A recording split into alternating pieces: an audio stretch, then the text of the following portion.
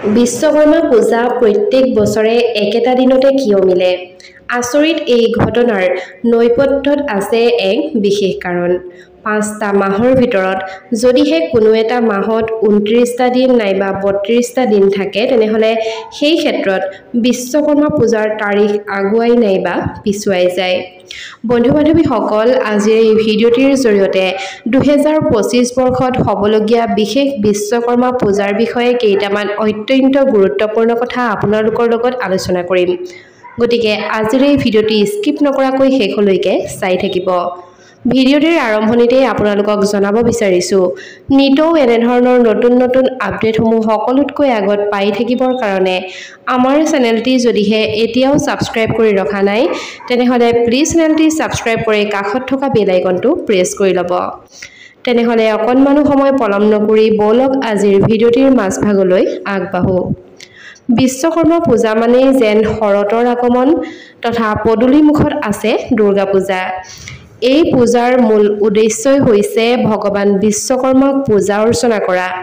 হিন্দু ধৰ্মত বিশ্বকৰ্মাক বিশ্বৰ খনিকৰ দেৱতা বুলি গণ্য কৰা হয়। অসমীয়া পঞ্জিকা অনুসৰি ২০২৫ বৰ্ষৰ ১৭ ছেপ্টেম্বৰ অৰ্থাৎ ৩১ ভাদ বুধবাৰে মিলিছে বিশ্বকৰ্মা পূজাৰ দিন। বিশ্বকৰ্মাৰ এই দিনটো জ্যোতিষ গণনাৰ ওপৰত ভিত্তি কৰি ধাৰ্য কৰা হয়। পূব ভাৰতৰ ৰাজ্য যেনে অসম, পশ্চিম বংগ, ত্ৰিপুৰা, উৰিষ্যা আৰু ঝাৰখণ্ডতো বিশ্বকৰ্মা পূজাৰ উদযাপন কৰা হয়। বিশ্বকৰ্মা পূজাৰ দিন ভাদ মাহৰ সংক্ৰান্তি অৰ্থাৎ ভাদ মাহৰ শেষ তাৰিখে উদযাপন কৰা হয়। বিশ্বকৰ্মা পূজাৰ এই বিশেষ দিনটো অসমীয়া পঞ্জিকাৰ অনুসৰি ধাৰ্য কৰা হয় আৰু ইয়াক প্ৰত্যেক বছৰে ইংৰাজী ১৭ ছেপ্টেম্বৰৰ দিনটোতেই উদযাপন কৰা হয়। সূৰ্যৰ গতি প্ৰকৃতিৰ ওপৰত ভিত্তি কৰি বিশ্বকৰ্মা পূজাৰ তিথি নিৰ্ধাৰণ কৰা হয়। যেতিয়া সূৰ্য সিংহ ৰাশিৰ পৰা কন্যা ৰাশিলৈ ভ্ৰমণ কৰে, তেতিয়াই উত্তৰায়ণৰ সময় আহে। কন্যা সংক্ৰান্তিৰ দিনা পৰে বিশ্বকৰ্মা পূজা আৰু এই দিনটো সৌৰ পঞ্জিকা আৰু ভাদ মাহৰ অন্তিম দিন। এই ভাদ মাহৰ সংক্ৰান্তিৰ আগতে অসমীয়া পঞ্জিকাত ৫ মাহৰ উল্লেখ আছে, যাৰ দিনৰ সংখ্যা হ'ব ১৫৬ দিন। গতিকে বিশ্বকৰ্মা পূজাৰ অসমীয়া তাৰিখ ইংৰাজী পঞ্জিকা অনুসৰি প্ৰায় প্ৰত্যেক বছৰে ১৭ ছেপ্টেম্বৰতে পৰে। ৫ মাহৰ ভিতৰত যদিহে কোনো এটা মাহত ২৯ নাইবা ৩২টা দিন থাকে, তেনেহ'লে সেই ক্ষেত্ৰতহে বিশ্বকৰ্মা পূজাৰ তাৰিখ আগুৱাই নাইবা পিছুৱাই যায়। বন্ধু-বান্ধৱীসকল, এতিয়া আপোনালোকক জনাব বিচাৰিছোঁ যে বিশ্বকৰ্মা পূজাৰ দিনত আপুনি কেনেসমূহ ভুল নকৰিব নাইবা কেনেবোৰ খাদ্য খোৱাৰ পৰা বিৰত থাকিব লাগে। বিশ্বকৰ্মা পূজাৰ দিনা সৰ্বসাধাৰণতে আমি আমিষ খাদ্য গ্ৰহণ কৰা একেবাৰেই উচিত নহয়। ইয়াৰ বাহিৰেও যিকোনো কাম যেনে ধৰা নতুন যন্ত্ৰ কিনা নাইবা নতুন ঘৰৰ কাম আৰম্ভ কৰাও উচিত নহয়, কিয়নো এই দিনটো হৈছে বিশ্বকৰ্মাৰ নিজৰ। গতিকে যিসমূহ যন্ত্ৰপাতি আপোনাৰ নিজৰ আছে, সেই যন্ত্ৰপাতিসমূহে পূজা কৰা হয়, যাৰ অৰ্থ হৈছে এই দিনটোত কোনো নতুন কাম কৰা নাইবা কোনো কামত নতুনকৈ আৰম্ভ কৰাও উচিত নহয়। নতুন কাম আৰম্ভ কৰাৰ কথা কওঁতে ক'ব লাগিব যে বিশ্বকৰ্মাই মহাবিশ্বৰ নিৰ্মাতা হোৱাৰ বাবে এই দিনটোক কোনো নতুন যন্ত্ৰ নাইবা ঘৰত কাম আৰম্ভ কৰা উচিত নহয় বুলি কোৱা হয়। বিশ্বকৰ্মা পূজাত আমিষ ভোজন, বিশেষকৈ মাংস খোৱা একেবাৰেই উচিত নহয়। এই দিনটোত কাৰখানা আৰু ঔদ্যোগিক স্থানসমূহত বিশ্বকৰ্মাৰ পূজা কৰা হয়। গতিকে এই দিনটোত কৰ্মশালা বন্ধ ৰাখি পূজা কৰা উচিত। বিশ্বকৰ্মাৰ দিনটোত আপোনালোকে ভুলতো নকৰিব এইসমূহ কাম। ইয়াৰ আগতে আপোনালোকক জনাব বিচাৰিছোঁ যে বিশ্বকৰ্মা কোন। বিশ্বকৰ্মাৰ দিনটোত এই সৰু সৰু কামবোৰ কৰিলে আপোনাৰ ব্যৱসায়তো হ'ব পাৰে জয় জয়ময় অৱস্থা। ইয়াৰ লগতে শাস্ত্ৰৰ অনুসৰি সৃষ্টিৰ দেৱতা হৈছে বিশ্বকৰ্মা, ব্ৰহ্মাৰ পুত্ৰ। সমুদ্ৰ মন্থনৰ সময়ত বিশ্বকৰ্মাৰ সৃষ্টি হৈছিল। লগতে বহুজনে আকৌ অগ্নি আৰু বায়ুৰ পুত্ৰ বিশ্বকৰ্মা বুলিও ক'ব খোজে। এইবাৰ বিশ্বকৰ্মা পূজা হৈছে 17 ছেপ্টেম্বৰ তথা প্ৰত্যেক বছৰৰ দৰে দুৰ্গা পূজাৰ আগেয়ে অসমতো অতি ধুমধামেৰে বিশ্বকৰ্মা পূজা পালন কৰা হ'ব।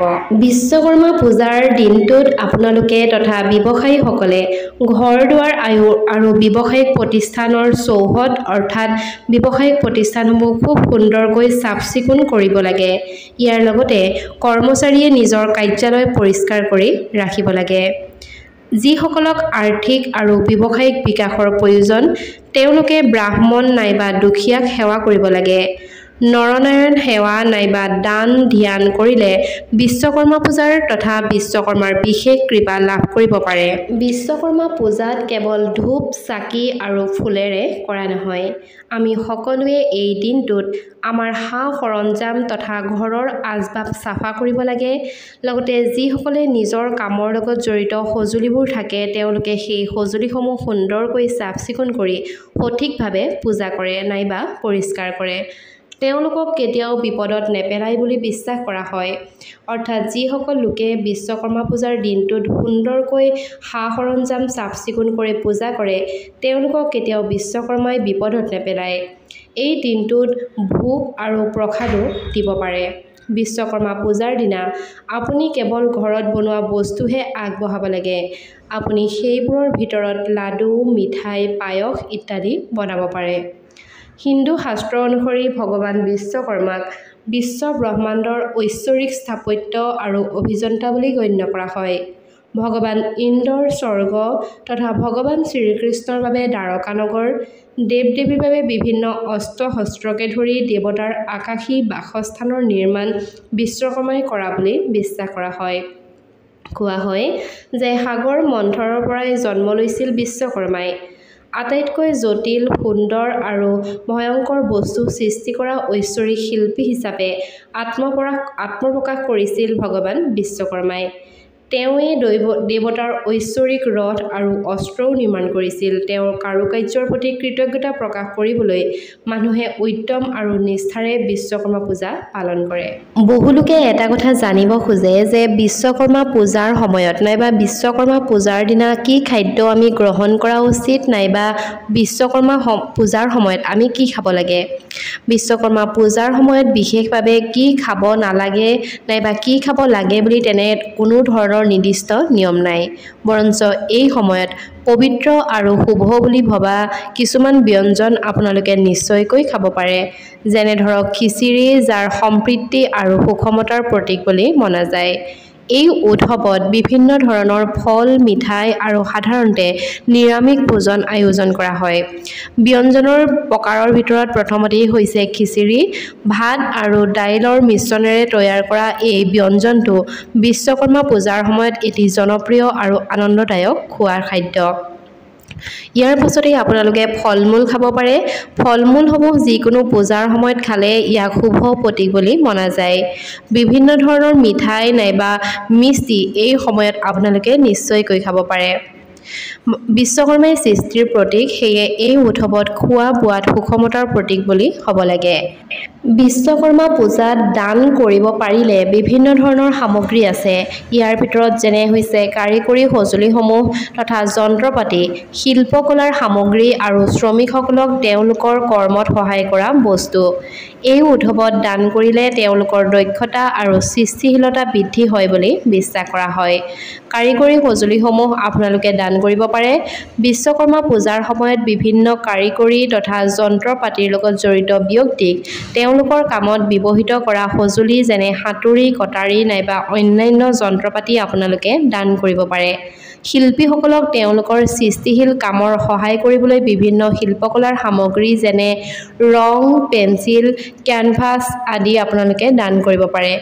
যিসকলে শ্ৰম কৰে তেওঁলোকক তেওঁলোকৰ কামত ব্যৱহৃত নাইবা তেওঁলোকৰ জীৱনশৈলী উন্নত কৰিবলৈ সহায় কৰা বস্তু আপোনালোকে দান কৰিব পাৰে।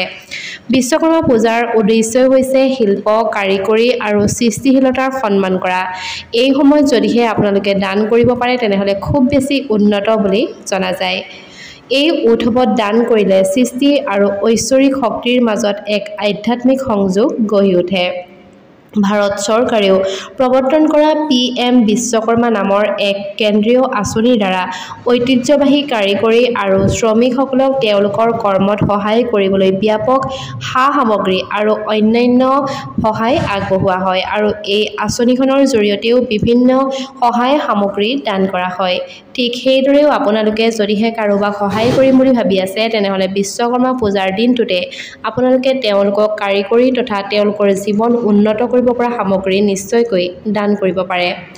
যদিহে আপোনালোকে বিশ্বকৰ্মা পূজা ঘৰতে পাতিম বুলি ভাবি আছে তেনেহ'লে নিশ্চয়কৈ আপোনালোকে ঘৰতে পাতিব পাৰে।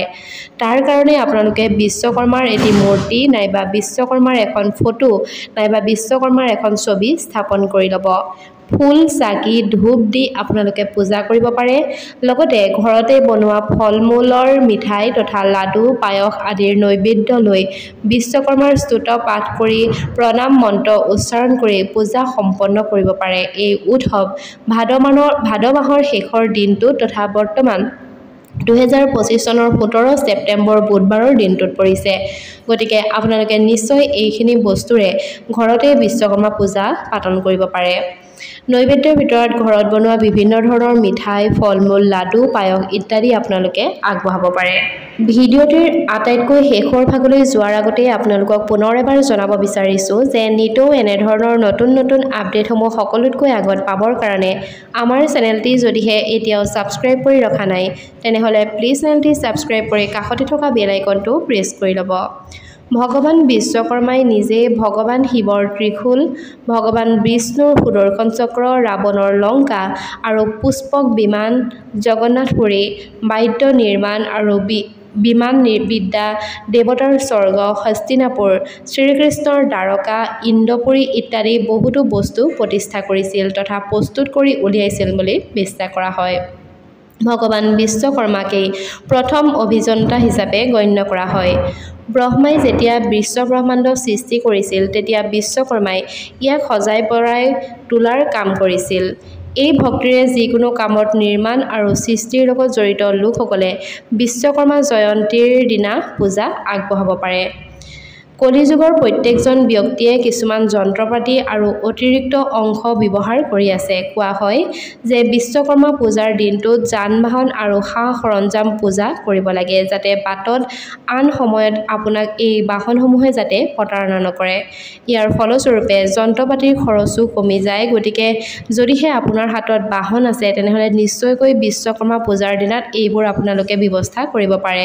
অৰ্থাৎ আপুনিও আপোনাৰ বাহনখন সুন্দৰকৈ চাফা কৰি পূজা আগবঢ়াব লাগে। বিশ্বকৰ্মা পূজাৰ দিনা নিজৰ বাহন চাফা কৰাটো নিশ্চিত কৰক।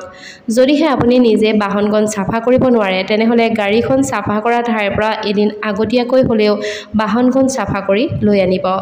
বিশ্বকৰ্মা পূজাৰ দিনা কাপোৰেৰে হাতেৰে এবাৰ বাহনখন চাফা কৰিব। বিশ্বকৰ্মা পূজাৰ দিনা গাড়ীৰ ইঞ্জিনত স্বস্তিকা চিহ্ন বনাওক। ফুল মালা আৰু অক্ষতেৰে বাহনখনক পূজা কৰক। পাৰিলে বিশ্বকৰ্মা পূজাৰ দিনা বাহনখন অকণমান জিৰণি দিব। তামোল পাণৰ ওপৰত সেন্দুৰৰ তিলক লগাই ভগৱান বিশ্বকৰ্মাক প্ৰাৰ্থনা কৰক যাতে আপোনাৰ বাহন আৰু আপোনাক ৰক্ষা কৰে। পূজাৰ পিছত এই তামোল পাণ বাহনৰ ভিতৰত কোনোবা নিৰাপদ ঠাইত থৈ দিয়ক। বিশ্বাস অনুসৰি ইয়াৰ দ্বাৰা বাহনখনত শুভ প্ৰভাৱ পৰিব। বিশ্বকৰ্মা পূজাৰ দিনা আপোনাৰ বাহন পূজা কৰাৰ উপৰিও মনত ৰাখিব যে এই দিনটোত আপোনাৰ বাহনখন আপুনি কাকো নিদিব। এই দিনটোত নিজৰ বাহন কাকো দিয়াটো শুভ লক্ষণ বুলি গণ্য কৰা নহয়। ইয়াৰ ফলস্বৰূপে বাহনখনৰ ব্যয় বৃদ্ধি পায় বুলি বিশ্বাস কৰা হয়। সম্ভৱ ইয়াৰ বাবেই বাহনখনে বাটত আপোনাক কেতিয়াবা বিশ্বাসঘাতকতাও কৰিব পাৰে। এটা বিশেষ কথা হ'ল যে যেতিয়া আপুনি আপোনাৰ বাহনখন পূজা কৰি আছে তেতিয়া সেই বাহনখন অন কৰি ৰাখক আৰু ভগৱান বিশ্বকৰ্মাৰ ওচৰত প্ৰাৰ্থনা কৰক যাতে আপোনাৰ বাহনখন সুচাৰুৰূপে চলি থাকে। বাহনৰ আয়ুস দীঘলীয়া হ'ব লাগে আৰু যাত্ৰাৰ সময়ত যাতে বাহনখনে কেতিয়াও আপোনাক ঠগ খাব নালাগে। বন্ধু-বান্ধৱীসকল, ইমানখিনি আছিল বিশ্বকৰ্মা পূজাৰ বিষয়ে কেইটামান গুৰুত্বপূৰ্ণ কথা। যদিহে ভিডিঅ'টি চাই ভাল পালে তেনেহ'লে নিশ্চয়কৈ ভিডিঅ'টোত লাইক কৰাৰ লগতে আপোনাৰ বন্ধুবৰ্গৰ লগত শ্বেয়াৰ কৰিব। আজিলৈ আহিছোঁ, ধন্যবাদ।